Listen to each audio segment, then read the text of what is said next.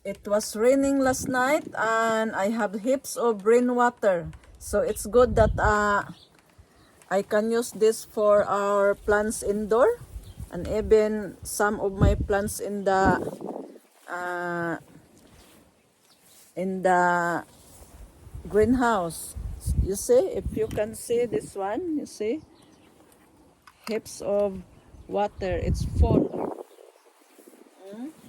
So I can keep that one, use that one in my greenhouse. And also, I will, I have, you see, this is the rain water. I will use this for my orchids. I will water my orchids.